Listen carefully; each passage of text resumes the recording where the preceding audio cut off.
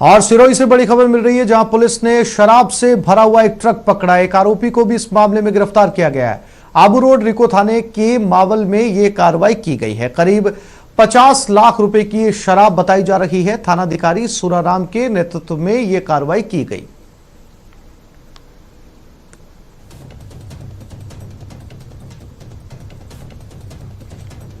तो शराब से भरा हुआ एक ट्रक बरामद किया गया है। ये आबू रोड रिको थाने के मावल क्षेत्र में कार्रवाई की गई है। इस शराब की कीमत बाजार में तकरीबन 50 लाख रुपए आंकी जा रही है। थानाधिकारी सुराराम के नेतृत्व में ये कार्रवाई को अंजाम दिया गया है।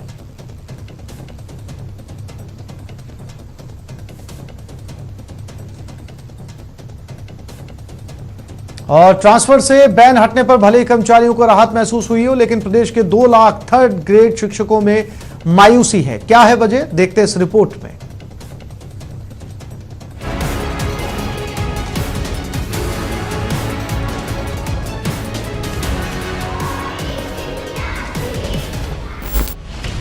शिक्षा मंत्री से शिक्षकों की गुहार।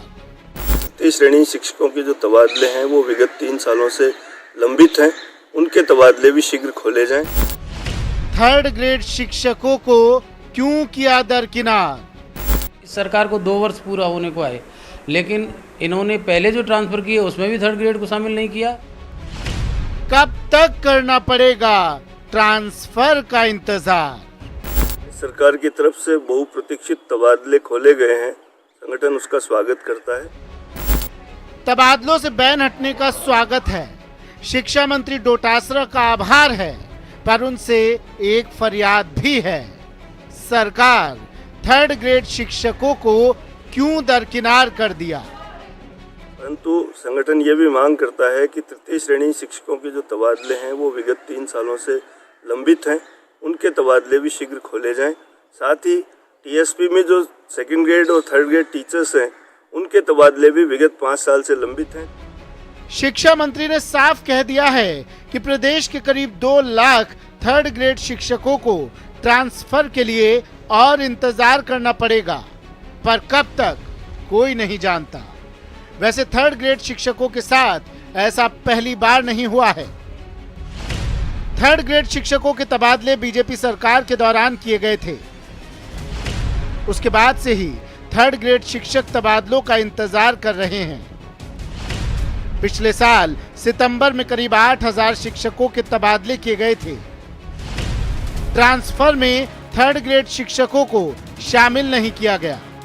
सरकार को 2 वर्ष पूरा होने को आए, लेकिन इन्होंने पहले जो ट्रांसफर किए उसमें भी थर्ड ग्रेड को शामिल नहीं किया और आज भी थर्ड ग्रेड को ये शामिल नहीं कर रहे हैं। ये बहुत दुर्भाग्यपूर्ण है और उन शिक्षकों की वेदना, जिसमें 4 लाख शिक्षक और प्रबोधक भी शामिल हैं, वो भी स्थानांतरण के इंतजार में हैं। पहले की तरह शिक्षक और कर्मचारी शाला दर्पण पोर्टल पर जाकर अपने तबादले के लिए आवेदन कर सकेंगे।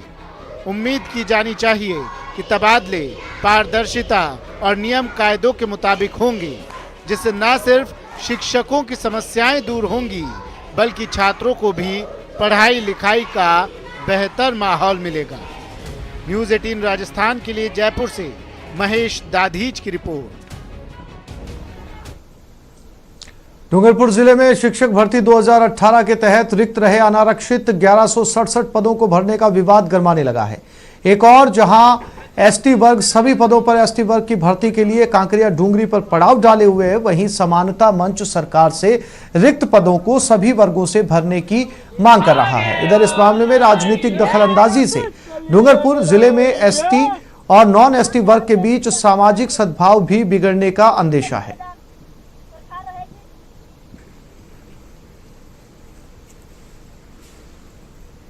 गुहार लगाने के बाद सरकार हमारी मांगे नहीं मानने पर हम 22 दिन डूंगरपुर कलेक्ट्रेट के सामने धरना प्रदर्शन दिया।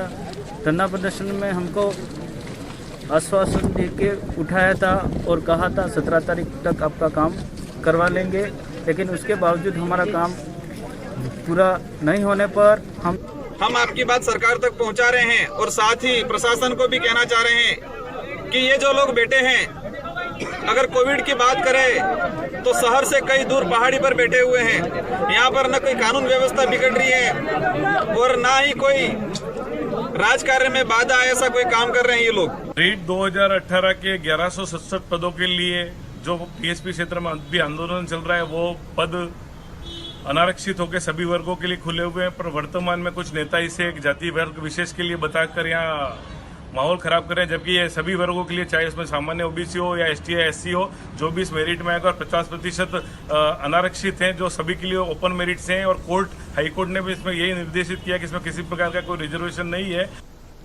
बूंदी से एक परेशान करने वाली खबर सामने आई है। लाखेरी में एसीसी सीमेंट फैक्ट्री प्रबंधन के गलत रवैये के चलते 850 मजदूर और उनके परिजन भुखमरी की कगार तक पहुंच गए हैं। ठेके पर काम करने वाले इन मजदूरों का कहना है कि महीने में उन्हें बमुश्किल 2 से 3 दिन का रोजगार मिलता है, जिससे परिवार का पेट पालने में उन्हें खासी मुश्किलों का सामना करना पड़ता है। 6 दिनों से धरने पर बैठे मजदूरों ने जिम्मेदारों से मदद की गुहार लगाई है। 2 साल पहले हमने एक 28 सूत्री मांग पत्र दिया था प्रबंधन एसीसी लाखेरी सीमेंट वर्क्स को। उसमें ये सहमति बनी कि हम उच्च प्रबंधन मुंबई और लोकल प्रबंधन एसीसी लाखेरी का साथ मिलकर आपसी समझौता कर और एक ऐसा हल निकालेंगे जिसमें मजदूरों का हित हो, लेकिन वो हल पिछले 2 सालों से नहीं निकला है।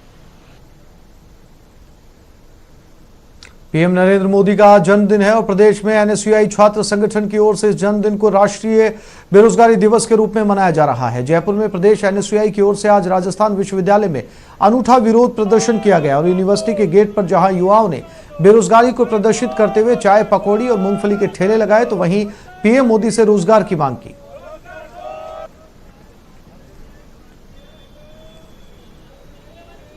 और एनएसयूआई प्रदर्शनकारियों से बातचीत की हमारे संवाददाता महेश धादीच ने।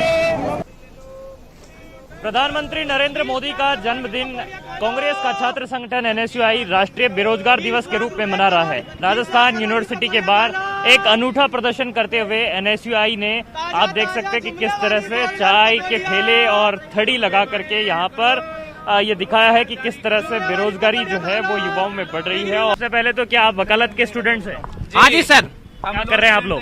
सर, जिस प्रकार से मोदी सरकार 2014 में आई थी तो उन्होंने बड़े बड़े युवाओं से वादे किए थे, साल में 2 करोड़ युवाओं को रोजगार देने की बात थी, लेकिन आज हम लाखों युवा डिग्रियां होने के बावजूद भी हम बेरोजगार हैं। मोदी जी मन की बात कर रहे हैं, अपना विदेशों में जा जाके अपना जन्मदिन मना रहे हैं, लेकिन हम युवाओं की तरफ उनका कोई ध्यान नहीं है। तो मोदी जी को कहना चाहते हैं कि मन की बात बंद कीजिए, हमें रोजगार दीजिए। मूंगफली जो कस्टमर आ रहे हैं उनको मूंगफली खिला रहे हैं कि जिस तरीके से आज राजस्थान वो पूरे प्रदेश पूरे भारत देश के अंदर बेरोजगार युवा जो बड़ी बड़ी डिग्रियां ले रहे हैं, इंजीनियर, एमबीबीएस, सबकी डिग्रियां लेने के बावजूद भी वो युवा बेरोजगार है और सड़कों पर पकौड़े तलते हुए, चाय बेचते हुए नजर आ रहे हैं। प्रधानमंत्री जी ने देश के करोड़ों युवाओं से ये वादा किया, उन्हें उम्मीद बंधाई, उन्हें लोक लुभावने वादे किए, हम आपको रोजगार देंगे, हम एक मजबूत राष्ट्र का, मजबूत समाज का निर्माण करेंगे।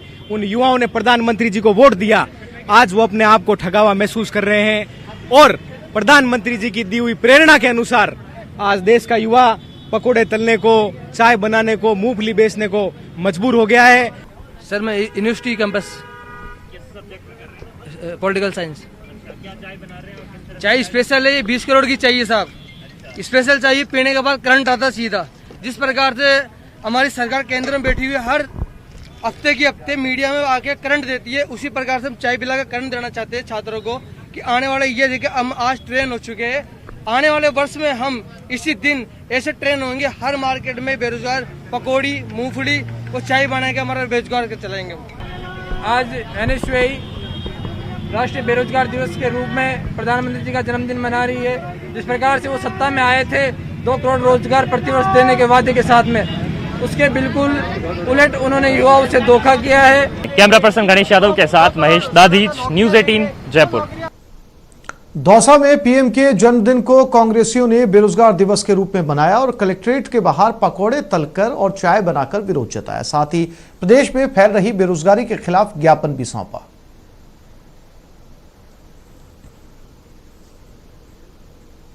नरेंद्र मोदी जी के जन्म दिवस के अवसर पर हम सभी ने बेरोजगारी को देखते हुए राष्ट्रीय बेरोजगार दिवस मनाने का आज प्रोग्राम किया है। इसके अंदर जैसे कि मोदी जी ने 2 करोड़ रोजगार प्रतिवर्ष देने की बात कही थी, लेकिन 2 करोड़ रोजगार देना तो दूर की बात है, अभी वर्तमान स्थिति को देखते हुए लोगों के रोजगार छीने जा रहे हैं। आज पूरे देश में जो बेरोजगारी दिवस और निजीकरण को लेकर पूरे देश में जो युवाओं का आक्रोश है, वो इस मोदी सरकार और बीजेपी की सरकार ने जो प्रतिवर्ष 2 करोड़ रोजगार देने का जो जनता से वादा किया, युवाओं से वादा किया, इन्होंने कम से कम ज़्यादा नहीं, एक सर्वे कहता है कि 10 करोड़ रोजगार छीनने का इन्होंने काम किया है। एक सर्वे के अनुसार पिछली जुलाई माह में, अकेले जुलाई माह में 50 लाख युवाओं के रोजगार छीन लिए गए हैं। इस प्रकार पूरे देश में युवाओं में आक्रोश है।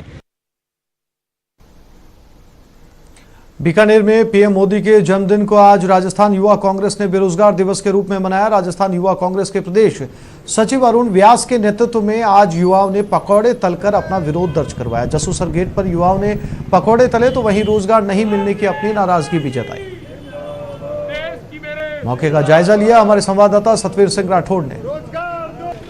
प्रधानमंत्री नरेंद्र मोदी का आज जन्मदिन है, तो वहीं पर राजस्थान युवा कांग्रेस की ओर से इसे राष्ट्रीय बेरोजगार दिवस के रूप में मनाया जा रहा है। अभी मैं जसूसर गेट पे हूं, अपने कैमरा पर्सन धीरज जोशी से कहूँगा एक बार तस्वीरें दिखा दे कि किस तरीके से यहाँ पर राजस्थान युवा कांग्रेस की ओर से जो अरुण व्यास उनके नेतृत्व के अंदर पकौड़े तले जा रहे हैं। तो हम अरुण व्यास जी से बात करें। अरुण व्यास जी, किस आज प्रधानमंत्री जी का जन्मदिन है और आप पकौड़े तल रहे हैं, क्यों, आखिर क्या इस तरह के करना पड़ रहा है?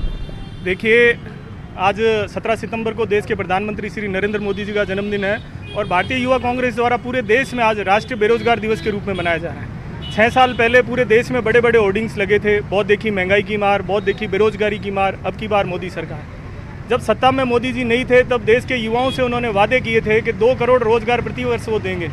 आज 6 वर्ष बीत जाने के बाद में 30 करोड़ से ज़्यादा युवा भारत में पूरे देश में बेरोजगार हैं, जिनकी शिक्षा पूरी हो गई लेकिन उनके रोजगार का कोई साधन नहीं है। आज मोदी जी ना तो युवाओं की बात करते हैं ना रोजगार की बात करते हैं, उल्टा उनका बयान और वक्तव्य आता है कि पकोड़े तलना भी एक रोजगार है। तो पढ़े लिखे युवा यदि पकोड़े ही तलेंगे तो हम लोग उनके जन्मदिन पर ये एक विरोध स्वरूप पकोड़े तलकर प्रदर्शन कर रहे हैं और देश के प्रधानमंत्री जी से यह मांग करते हैं कि आप देश के युवाओं के बारे में सोचें और उन्हें रोजगार दें। आखिर क्यों पकोड़े ही क्यों तले जा रहे हैं? क्योंकि युवा है, युवाओं को रोजगार नहीं मिला, जिस कारण से पकोड़े तलने की बात सामने आ रही है। जी, देश के प्रधानमंत्री गरिमामय पद पर होते हुए युवाओं को पकोड़े तलने की नसीहत देते हैं तो इससे बड़ी शर्म की बात और विडंबना की बात नहीं हो सकती। इसलिए हमने ये विरोध करने का यह तरीका सोचा कि जब मोदी जी हम लोगों को रोजगार देने की बजाय पकोड़े तलने की नसीहत देते हैं तो आज उनके जन्मदिन पर हम लोग पकोड़े तलकर ही विरोध जताएंगे। कैमरामैन धीरज जोशी के साथ सतवीर सिंह राठौड़, न्यूज़ 18 बीकानेर।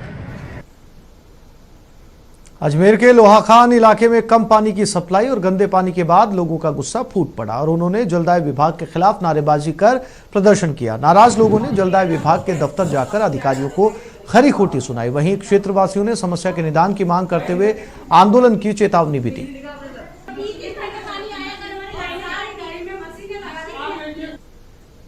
पानी ला रहे हैं, पेट दर्द हो रहा है, बच्चों की पोटी धोने के बहुत दिक्कत आ रही है। छोटे छोटे 2 महीने से हमारे ने गंदा पानी 2 महीने हो गए हमारे गंदा पानी आ रहा था, उसकी समस्या उन्होंने हल नहीं करी।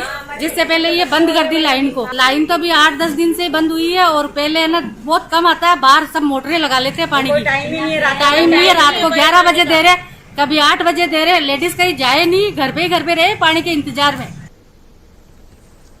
12 में नशे में धुत एक कर्मचारी के गाली गलौच और मारपीट का वीडियो वायरल हो रहा है। वीडियो छबड़ा वन रेंज के नर्सरी परिसर में तैनात एक गार्ड का बताया जा रहा है, जिसमें गार्ड अपने सहयोगियों को गाली देता है और मारपीट करता हुआ नजर आ रहा है। अरे चुप रे, देऊंगे। अरे काय के लिए देऊं? यहाँ बैठ। काय बैठ देऊंगे तेरे यार नाकादार नहीं मारोगे बताओ। छोड़ दे, नहीं मारोगे, छोड़े ना। ईमान से सोते हैं रात, फिर क्या करता है? जाओ तुम जाओ, भागो। ये लोधा क्या करता है? पर तारे कई बात की दुखरी नहीं बता मेरे दुखरी है। तू मेरे से क्या बचाता है? मेरे से क्या चाहता? मैं तारो कहीं करी नहीं बता एक बात। तू कितनी बार सोता है यहाँ? मैं तो दिन भर सोऊं, रात भर सोऊं। क्यों? तारी जिसकी बॉडी, तू रात भर नौकरी तेरी चौकीदारी की। चौकीदारी क्या होती है? लेड़ो सही नहीं है यार। क्यों? मैं जवाब नहीं दूंगा। अब नौकरी हम कर रहे हैं, तू अभी साइड पे लगाऊंगा तुझे। मैं तो गन्ने बैठूं, उसका मतलब नहीं है। गन्ने नहीं, साइड पे लगाऊंगा। नहीं करना मैं नौकरी नहीं करना तो इस बात है। अब यार कहीं जाओ यार, जोर यार बैठो। चल जाएगा। एक ऐसा लेपा बागले सोते हैं रात, फिर क्या करता है? जाओ तुम जाओ, भागो। ये लोधा क्या करता है? दौसा में विद्या भारती नाम की एक संस्था ने जरूरतमंदों को सौर ऊर्जा लालटेन बांटी। यशोधरा लॉन में आयोजित कार्यक्रम में जिला कलेक्टर ने लोहारों और घुमंतु जाति के लोगों को सौर ऊर्जा लाइट दी। विद्या भारती के पदाधिकारियों ने बताया कि आज 500 सौर ऊर्जा लाइट वितरित की गई, जो आगे भी जारी रहेगी।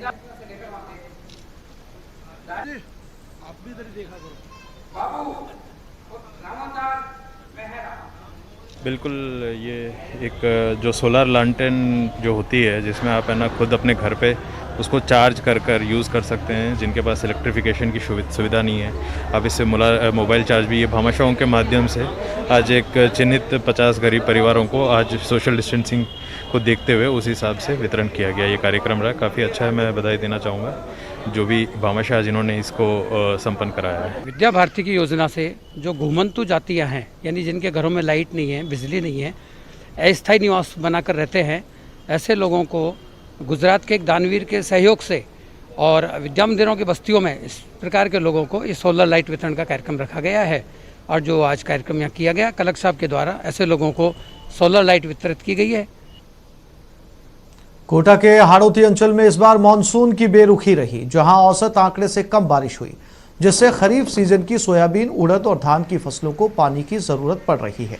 इसी को देखते हुए कोटा बैराज डैम से निकलने वाली राइट और लेफ्ट कैनाल में किसानों की डिमांड पर पानी छोड़ा गया है। राइट कैनाल में अधिकतम 3500 क्यूसेक पानी चलाया जाएगा, तो वहीं लेफ्ट कैनाल में अधिकतम 1000 क्यूसेक पानी छोड़ा जाएगा।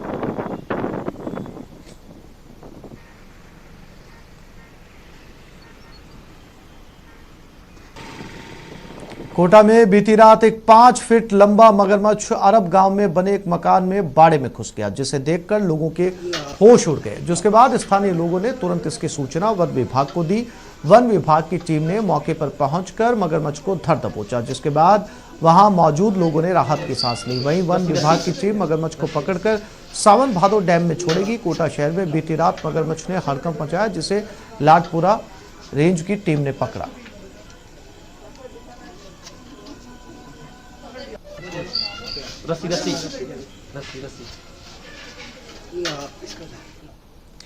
और हनुमान बेनीवाल की कोरोना रिपोर्ट फिर से नेगेटिव आई है। आईसीएमआर अप्रूव्ड निजी लैब में ये जांच करवाई गई है। उन्होंने कहा कि मेरी चौथी रिपोर्ट है जो नेगेटिव आई है।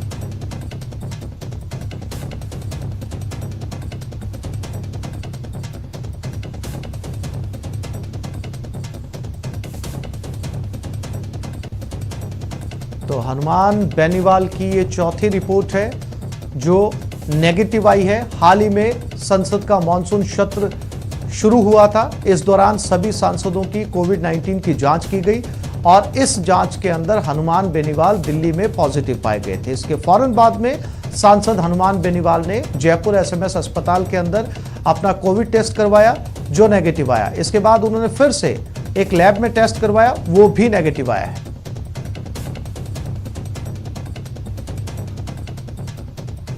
दिनेश शर्मा हमारे साथ फोन लाइन पर मौजूद है। दिनेश, लगातार रिपोर्ट नेगेटिव आ रही है, तो हनुमान बेनीवाल ने ट्वीट के जरिए भी पूछा था कि वो किस रिपोर्ट को सही माने। अब तसल्ली हो जानी चाहिए कि ये रिपोर्ट नेगेटिव है, क्योंकि लगातार दूसरी बार रिपोर्ट नेगेटिव आई है जयपुर में।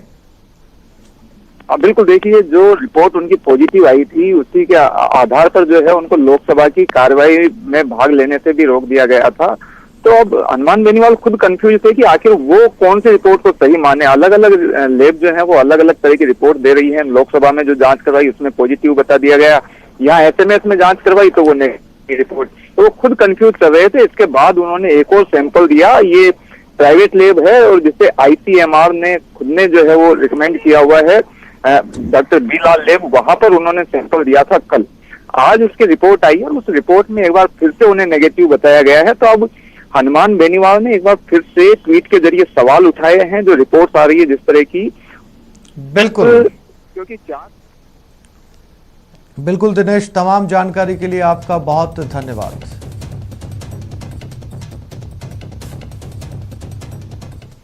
तो इस बुलेटिन में फिलहाल इतना ही। नमस्कार।